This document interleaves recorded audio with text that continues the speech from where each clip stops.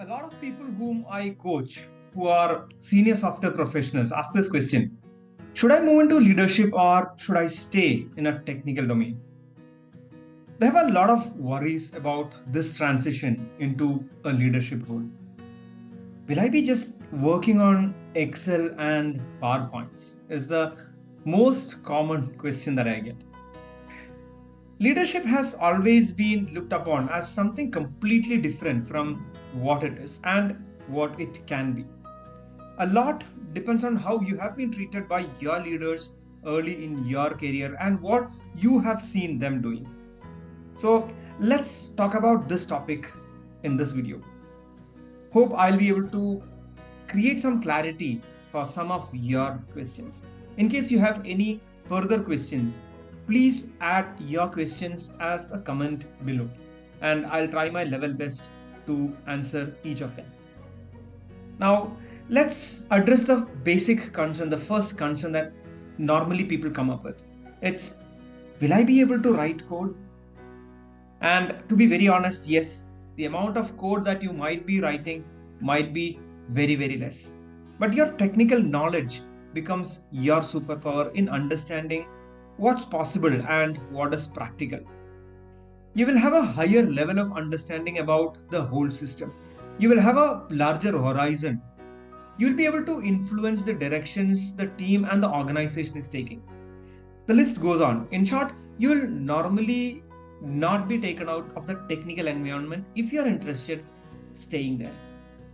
Now, in case you want to know more on how to move into a leadership role, keep listening. I'll try to address this by categorizing the different areas or skills a leader might have to think about. First, let's talk about something called technical depth management. As a leader, you'll need to balance quick fixes with long term sustainability. A question that you probably might need to ask yourself would be, how do you prioritize refactoring and modernizing your code while still delivering the new features that you have committed? The other question would be considering technology stack evolution, moving to new technologies. You will have to make decisions about adopting new technologies, frameworks, and platforms. How do these changes in environment affect your team and the organization as a whole? Now, data strategy could become very crucial in your decisions. You will have to think about the data architecture, the governance of it, and how to leverage data for business insights. What's your plan for scaling up, which means handling increased volume of data your systems generate or your systems might have to handle? Now, the other one would be automation. Automation, how do you streamline different processes to increase your developmental efficiency from probably a continuous integration to deployment? What tools and processes will make your team more efficient? The other one, as I said earlier, would be scalability and performance at an enterprise level. You are no longer optimizing a single thread or a process or an application, but entire systems. How do your decisions impact the ability to handle growth and handle peak levels of loads?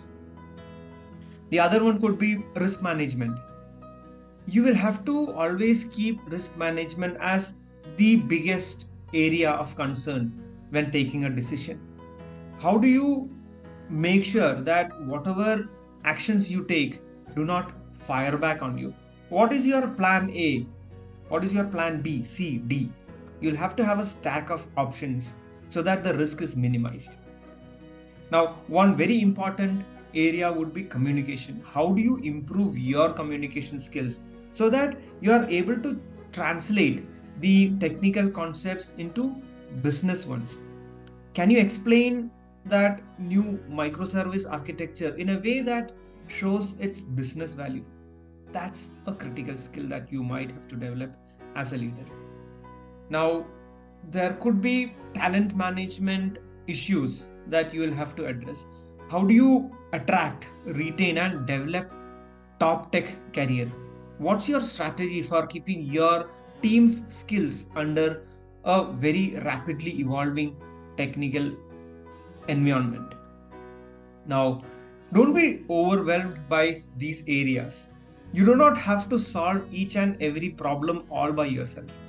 You will have to take inputs from a bunch of people whom you consider experts and form an informed decision about what could be the best possible route. Remember, your coding background gives you the technical credibility to make these strategic decisions. You're not just writing code anymore, you're doing much, much bigger. You're shaping the roadmap of your organization. And again, leadership is not about having all the answers, it's about asking the right questions, collaboration, and guiding your team towards innovative solutions. I hope this video helps create some clarity in you as to what a leadership role would be. I hope the points discussed here would have given a good idea of where a technical leader spends most of his or her time. It's not tracking the attendance of team members or approving some leaves or other requests from team members, finding faults with these team members and then using them during their appraisals, or simply playing some office politics. It's much, much beyond that. In case this video has created some curiosity in you, you have some questions for me, please do reach out to me and we'll have a very good discussion on these points. Thank you for listening. Have a great day.